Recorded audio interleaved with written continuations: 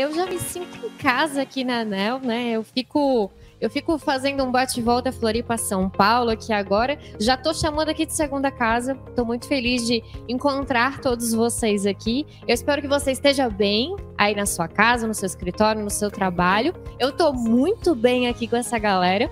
E a gente vai conversar um pouquinho sobre branding e persona, só que de um jeito diferente. Para você que não sabe quem eu sou a Hobbs. E para você que sabe quem eu sou, eu continuo sendo a Hobbs.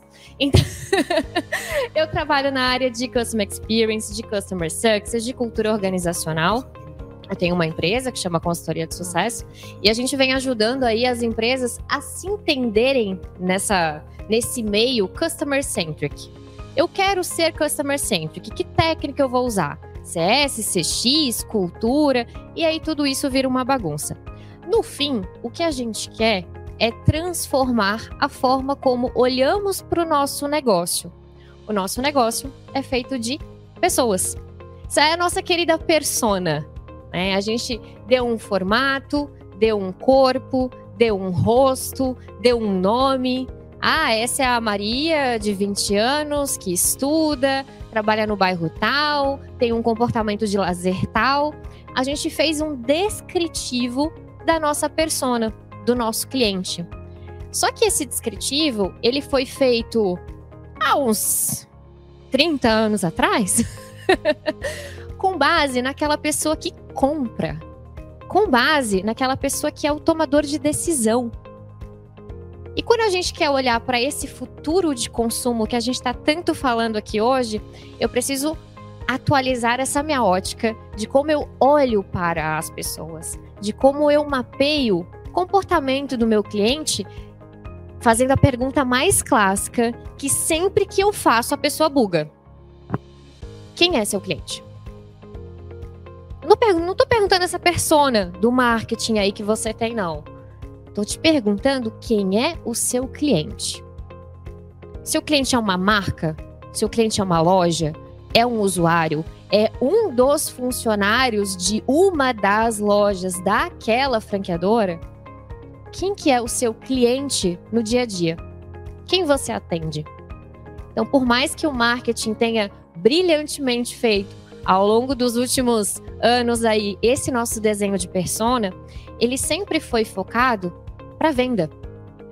Para quem eu vou vender? Eu vou fazer um mapa do mercado, eu vou identificar quem é o meu público-alvo dentro desse mercado, eu vou desenhar a minha branding persona, ou a minha buyer persona, né? Que é o meu comprador.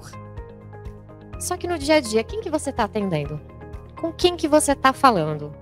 Você está falando realmente com aquela persona, a Maria, de 20 anos, que é estudante, ou você está atendendo às expectativas do gato da Maria?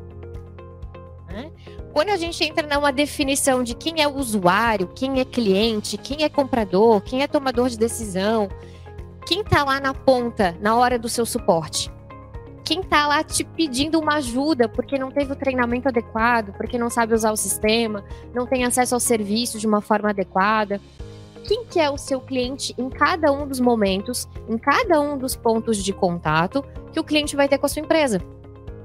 Então, se a gente quer pensar aí nos próximos 10 anos, vamos tentar antecipar esses 10 anos. Pensando agora aqui, o seu comportamento, fala a verdade para mim, você fica muito chateado porque o seu Uber leva 5 minutos para chegar. Você fica muito triste porque a sua Netflix não carregou em 30 segundos. Nós vivemos a era do imediatismo. Tudo é agora. Tudo é na hora que eu quero. Eu não quero ver esse filme agora? Eu vejo depois. Eu não quero comer agora? Depois eu peço comida. Eu quero sair agora? Vou pedir um carro. Tudo acontece na hora que eu quero, em um clique, de uma forma muito fácil. Isso, obviamente, a gente está falando de uma parcela da nossa população, de uma parte do público que tem acesso a esse tipo de tecnologia. E quem é o meu cliente nessa hora? É quem tem acesso a essa tecnologia? Ou eu estou preparando o meu público para que ele tenha acesso a essa tecnologia? Eu estou pensando na digitalização de uma parte da população. Quantas vezes a gente fica surpreso? Eu fico muito surpresa quando eu vejo que lá no campo, no meio de suinocultores, no meio de um ambiente rural, estão usando tecnologia, estão usando um aplicativo. Tem uma empresa que eles têm, uma das funcionalidades que eles têm dentro da ferramenta deles é a gestão de amamentação de suínos. Amamentação de suínos, gente. Eles fazem a gestão de qual que é a teta que está disponível ali da porca. Literalmente. Então, quando eu olho para digitalização de um grupo de pessoas, que eu sou responsável por aquilo, pela transformação digital, eu preciso entender essas pessoas.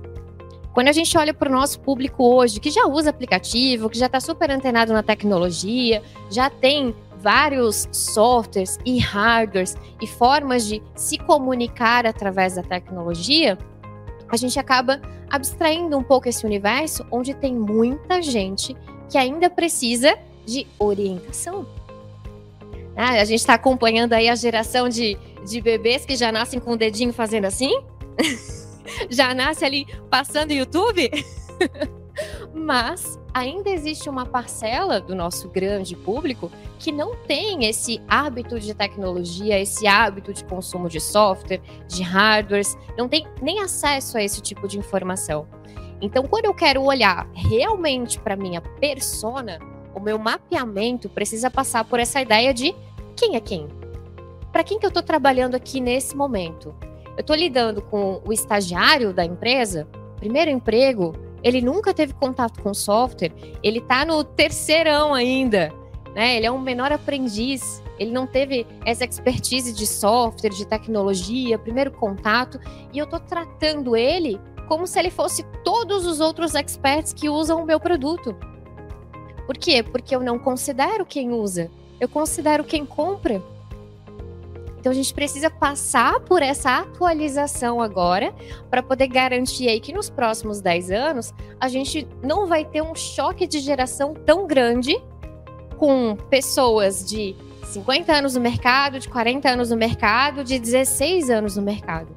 Porque hoje a gente está sofrendo as consequências desse conflito de geração, onde o atendimento fica prejudicado por a gente pré-julgar que as pessoas sabem como mexe nas coisas, sabem configurar, entendem de tecnologia, têm acesso a recursos de tecnologia.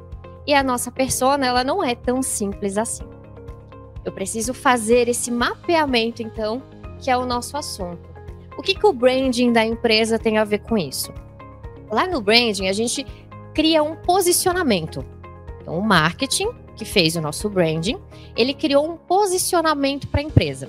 Nesse posicionamento, ele colocou ali algumas palavras-chave, como eu vou me comportar, como eu quero que o público me perceba, como eu quero que o cliente perceba o que eu falo. Então, o branding, ele já direciona qual é o público que eu quero atrair através da relação. Quais são os valores que eu prego? Eu sou uma empresa ecologicamente correta, então eu vou atrair um público de pessoas ecologicamente corretas. Eu não imprimo nada na minha empresa. Então, clientes que têm uma inclinação social a isso vão gostar de interagir comigo. Eu sou a favor de várias causas animais. Eu, Hobbs, por exemplo, não uso produtos que foram testados em animais, nenhum tipo de cosmético que foi testado em animal. Então, os nossos valores, eles são cada vez mais presentes na nossa forma de consumir. É o que vocês todos estavam falando muito aí no chat, da humanização, de lembrar que estamos sempre lidando com outro ser humano do outro lado. E a gente ficou tão apaixonado pela tecnologia, tão emocionado com tudo que aconteceu nos últimos anos, que a gente esqueceu que do outro lado da tela tem uma pessoa. E que aquela pessoa também está sendo pressionada pelo chefe dela para ter tanto resultado quanto você está sendo pressionado para ter. Então, quando a gente está lá no suporte, atendendo aquela pessoa que não está muito feliz com a situação, imagina que ela está sendo tão cobrada quanto você. Quando a gente fala muito dessa ideia de empatia, foi muito bem dito aqui, toda essa ideia de empatia e sinergia e se colocar no lugar do outro. Eu gosto muito de uma ideia que eu não consigo me colocar no lugar do outro. Eu não consigo, porque é a minha experiência que eu tento encaixar em uma situação que o outro passou.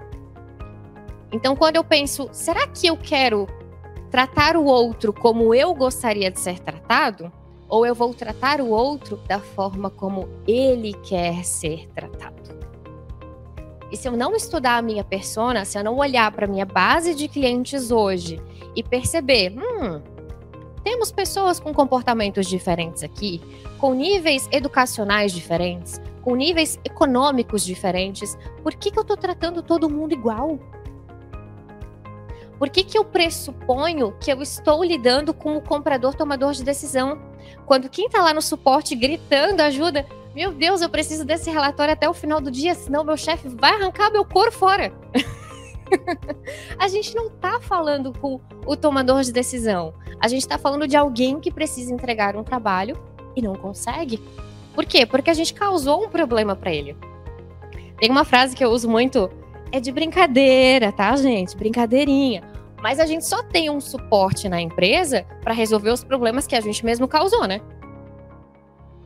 Então, quando você causa um problema no outro, qual é a reação do outro? É igual à reação que você teria? Depende do contexto. Depende da pressão que ele está vivendo lá do outro lado. Depende de qual que é o negócio, qual que é o segmento. Há muito tempo atrás, eu trabalhei com geradores de energia. Quando um celular tocava às 4 da manhã de uma clínica médica, aí você entende o que é urgência. O gerador da clínica médica parou. O gerador da fábrica que manipula metais líquidos parou. Aí você descobre o que é urgência. Então tem como você se colocar no lugar do outro. Você nunca vivenciou nada parecido com aquilo. Você não sabe o que é ter bilhões dentro de uma caldeira de metal líquido. Agora, como que você consegue priorizar esse atendimento? Como que você consegue entender que você pedir, calma, senhora, nós estamos resolvendo o seu problema, não vai deixar a pessoa calma. Muito pelo contrário. Escolha da palavra completamente errada. Ninguém vai ficar calmo nessa situação. Se eu não sei com quem eu estou falando, eu pressuponho que eu estou falando com quem toma a decisão, com quem entende, com quem tem autonomia. E muitas vezes a pessoa que está do outro lado me pedindo ajuda, ou tentando comprar alguma coisa, tentando fazer uma configuração, pedindo um treinamento, ela não tem autonomia. Então, eu te dou esse treinamento. Claro, vai custar tantos reais, eu coloco na fatura de vocês. E a pessoa não pode concordar com isso, porque ela não tem autonomia sobre budget. Ela tem que escalar isso, pedir para o chefe dela se ela pode ter aquele treinamento, sendo que é aquilo que ela precisa para resolver o problema dela. Então, quando eu começo a projetar esse meu futuro, então, deixa eu olhar para os próximos 10 anos. Quem é o meu cliente agora e daqui 10 anos? Quem é a geração de consumo que vai entrar agora? É a geração do imediatismo. Você acha que seu cliente está disposto a esperar 1 hora no telefone com uma musiquinha? Aguarde, a sua ligação é muito importante para nós. Dá até calafrio quando eu lembro dessa cena. Porque a gente já viveu esse momento. Só que ele passou. Passou, né, gente? Acabou, né? Ninguém mais está fazendo isso. Para. Vocês não estão mais fazendo isso, né? Você está fazendo para agora. Troca essa musiquinha. Troca essa interação com o cliente. Ninguém quer passar por esse tipo de experiência. E quando a gente está falando de personas, é tudo experiência. É tudo gente que está do outro lado. É gente falando com gente. Então, quando você está vendendo, imagina que são recortes de cena.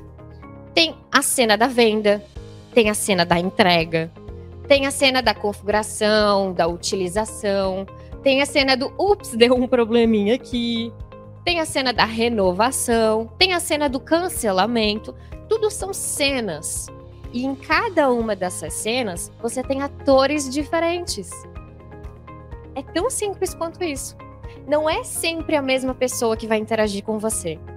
Só que lá, quando a gente desenhou a persona cliente, a gente desenhou uma só. No máximo 2, né? Uma variante ali de quem é o comprador. A gente não desenhou o ator de cada uma dessas cenas. Para quem trabalha com RP, então, é muito mais complexo, porque eu tenho vários módulos, várias funcionalidades, e cada pessoa que está usando cada um daqueles módulos tem uma necessidade diferente, tem uma dúvida diferente, tem um problema diferente para resolver, quer um relatório diferente, precisa de uma configuração diferente, e eu trato todo mundo como, essa empresa já recebeu treinamento, se eles quiserem mais treinamento, eu vou cobrar. Tá tudo bem você cobrar, esse não é o problema, mas como você alinhou a expectativa com o cliente com relação a isso? Você lembrou que cada uma dessas cenas iam ser feitas por atores diferentes? E se a gente está falando que vamos entrar nessa era de consumo humanizado, embora imediato, porém humanizado, eu preciso reconhecer que do outro lado tem o ser humano. E aí, quando eu vou analisar essa cena, da mesma forma que eu faço lá no meu branding persona, buyer persona, comprador, eu posso olhar para esse recorte e fazer um mapa de valor. Se você não sabe o que é um mapa de valor, dá um Google aí. Mapa de valor. Você vai achar um desenho bem bonitinho, que de um lado tem os produtos que você oferece e do outro lado tem as dores que ele resolve. Qual é a função que ele tem e do outro lado, qual é o benefício que ele tem. O seu usuário não quer saber a função do seu sistema. O seu usuário quer saber qual é o benefício que ele tem quando ele usa o seu sistema. A gente aprendeu a externalizar ordens. Então eu falo, clique aqui para. Eu dou o motivo para a pessoa clicar por último. Eu dou o benefício por último, primeiro eu dou a ordem, primeiro eu dou o trabalho. E tem uma técnica de escrita que a gente usa dentro do User Onboarding, que chama BCO. Benefício, como e onde. Anota aí também, BCO. Toda vez que você for estruturar uma frase, você não vai dar a ordem primeiro. Você vai dar o benefício primeiro. Seu relatório está aqui. Clique para acessar. Pelo menos. Falou ali da função, mas está tudo certo. Você não falou primeira ordem, primeiro clique. O trabalho. A pessoa já tem trabalho no dia a dia dela o suficiente. Então dá os benefícios para ela. No mapa de valor, você aprende a desenhar isso de acordo com a sua persona. E para complementar, a gente também tem um mapa de empatia. Dá um Google aí também, mapa de empatia. Você vai ver que ele é um círculo e aí tem o que o cliente pensa, o que o cliente vê, o que o cliente sente, o que o cliente fala. No dia a dia dessa persona, que é um ator que está vivendo uma cena, o que a pessoa que está instalando o software pensa, sente e fala? O que está sendo cobrado dela? O que a pessoa que tem que fazer os pagamentos de boleto que estão todos atrasados, o banco não codificou o código de barra, diz que esse boleto não existe. A pessoa que tem que pagar nessa cena, o que ela pensa, sente, fala e ouve. Então, quando você começa a analisar esses recortes da persona, você consegue prever minimamente qual é o comportamento e a necessidade da pessoa que está do outro lado. Eu sou uma cliente muito chata. Se eu sou sua cliente, eu sinto muito por você. Eu sou muito chata. Eu não respondo pesquisa. Não façam o que eu faço, façam o que eu digo. Vocês vão responder todas as pesquisas, tá? Eu, Hobbs, sou a parcela da população brasileira que acredita que quando está tudo bem, não precisa responder. Só responde quando está tudo mal. Eu tenho quase certeza que você faz a mesma coisa. Você responde a pesquisa quando tá bravo com alguma coisa, quando quer falar alguma coisa. Mas quando tá tudo bem, fica quieto. Ninguém liga pra operadora e fala: oi, operadora, tudo bom? Tô te ligando pra contar que a minha internet não caiu essa semana. Muito obrigada. A gente não vai fazer isso. Então, por que eu coloco o meu cliente nesse balaio aí de a minha taxa de resposta de pesquisa vai ser muito alta nesta rodada do NPS? Não vai, gente. Por quê? Porque eu não estudei a persona. Eu não sei com quem que eu tô me comunicando, por que eu tô me comunicando. E se ela não responder porque tá tudo bem? Eu vou ficar triste porque a minha taxa de resposta é baixa? Não, eu tenho que ficar feliz que a minha taxa de resposta é baixa. Por quê? Porque o meu cliente só interage comigo quando ele quer reclamar.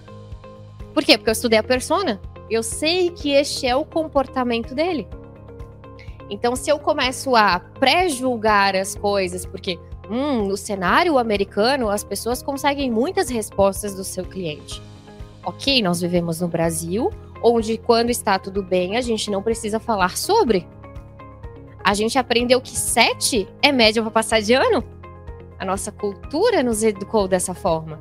E aí, quando eu recebo um 7 na avaliação do cliente, a métrica me diz que isso não é boa, mas a minha cultura me diz que eu estou na média.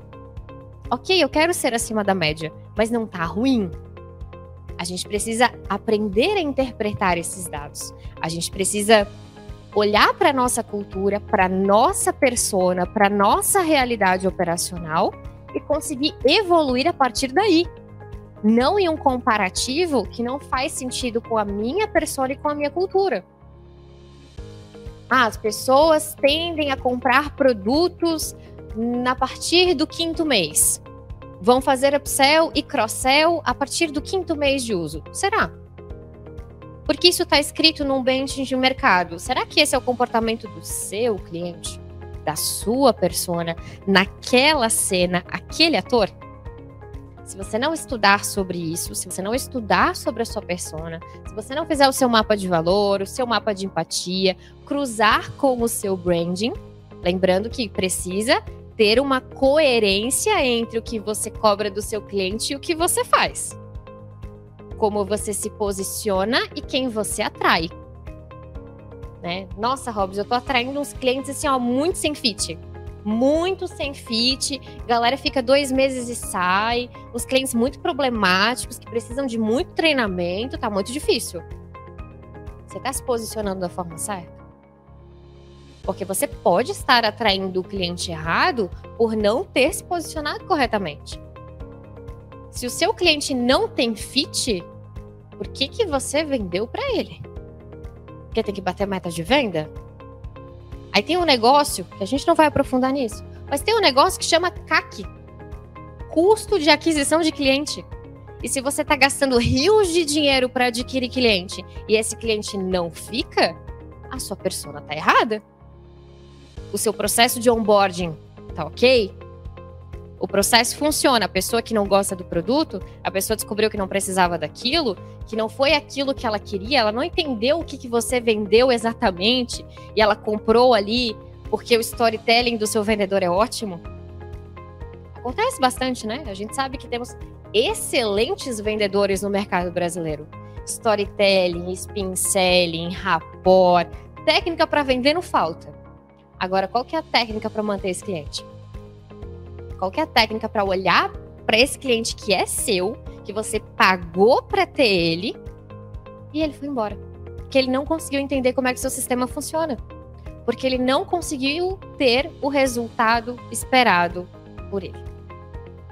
E aí, quando a gente junta tudo isso nesse cenário de posso usar a minha branding persona, Robs? Pode. Claro que pode. O seu comprador, ele ainda precisa ter benefícios. Não é só o seu usuário. Exemplo, eu tenho gatos. Quando eu compro ração, eu estou comprando comida para o meu gato. Eu sou a compradora, mas eu não sou a usuária. Eu sou a tomadora de decisão. Mas se ele não gostar, eu não compro mais. Olha lá para sua operação. Você contratou um software. O seu usuário, o seu funcionário, não consegue usar o software. Logo, você não vai ter o resultado esperado com o uso desse software. Você não paga mais, você cancela, você troca. O seu cliente está fazendo exatamente a mesma coisa nesse momento. Ele está olhando para o produto, está vendo, não sei mexer nesse negócio. Ninguém me ofereceu um treinamento, vou trocar. Por quê? Porque dificilmente a gente tem contratos com fidelidade agora, né? Tem uma série de regras aí, inclusive aquela famosa cláusula do provedor de internet. A gente não sofre mais aqueles 12 meses obrigatórios. Então, a maioria dos contratos hoje, a gente não vai colocar o contrato embaixo do braço e falar você não pode ir embora porque você tem uma cláusula de fidelidade comigo que vale milhões. Pouquíssimos produtos podem e fazem isso hoje em dia. Por quê? Porque não faz sentido para o perfil de consumo atual. Imagina para daqui 10 anos. Hoje, a gente não precisa mais nem pagar o seguro do carro o ano inteiro. A gente paga por mês. Eu nem preciso ter um carro. Eu pago toda vez que eu quero usar. Eu não preciso ter TV a cabo. Eu compro o filme ou eu faço o acesso só quando eu quero. Então, o perfil de consumo muda, as empresas se adaptam para atender aquele perfil de consumo, só que quando elas chegam lá, o consumidor já mudou de novo. Tá muito rápido esse negócio. Essa aceleração aí de consumo e da digitalização tá muito rápida. O que você espera, olhando para sua base de clientes hoje, para os próximos 10 anos? Ainda vai ser essa ideia do imediatismo, do me entrega agora, faz agora, configura agora, atende agora, suporte agora, suporte que leva 20 minutos é ruim. O que é o imediatismo que atinge a sua base de clientes? Como eu falei para vocês, eu não respondo pesquisa, ao mesmo tempo em que eu prefiro falar com um bot. Eu não quero ligar para uma empresa para alguém ter que me explicar o que eu quero fazer. Não. Eu quero entrar no chat, falar com o bot me explica o que eu tenho que fazer. Por quê? Porque eu provavelmente estou fazendo isso às 2 da manhã, que é o meu horário de persona ativa. É o meu horário criativo, é o horário que eu gosto de trabalhar às 2 da manhã. 2 da manhã não tem suporte para me atender.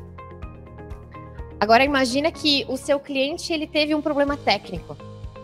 E aí ele entra lá no suporte e quer falar com outro técnico.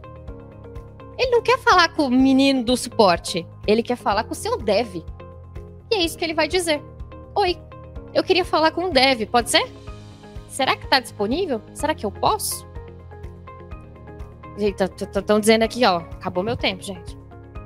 Você tem alguma pergunta, você quer mandar aí no chat? Depois eu vou responder, não sei se vai ser agora, mas depois eu mando pra vocês. Depois vocês me adicionam lá na rede social, a gente continua conversando. Eu tenho um monte de coisa ainda pra falar, gente. Essa persona ela precisa ser entendida. A gente precisa falar sobre as pessoas. Me segue lá nas redes sociais, lá no LinkedIn, no Hobbs. Depois do in, coloca /Hobbs. Lá no Instagram, se você quiser ver foto do meu gato, que é o meu usuário favorito, lá no meu Instagram tem o hobbs.cs. Tem os bastidores aqui do evento também, que eu já coloquei lá no Stories. Continuem olhando para essa persona que já está dentro da base de vocês. Segmentem, identifique, cruzem com o branding, vejam se tem bad fit ou não tem, onde foi que erramos, analise e corrija. Corrija porque do outro lado tem uma pessoa que se você não pode ajudá-la, o mínimo que ela espera é que você diga isso. Porque daí ninguém perde tempo, sabe? Cada um segue seu caminho. Querido, eu não posso te ajudar. Não, meu software não faz isso que você quer. Não, meu hardware não faz isso. Não, meu serviço, ele faz isso não. Alinha a expectativa. Se a gente quer viver o consumo humanizado, a gente tem que lembrar que do outro lado tem um humano. E se eu não posso atender as expectativas dele, eu tenho que avisar, no mínimo. Ou eu me adapto para conseguir atender essas expectativas todas. Eu espero que eu tenha atendido as expectativas de vocês. Foi muito bom bater esse papo aqui. A gente se vê num próximo NEL, não sei. Num WebNEL, não sei, né? Tô cantando ao vivo para ver se eu ganho. E eu vejo vocês nas redes sociais. Tchau, tchau.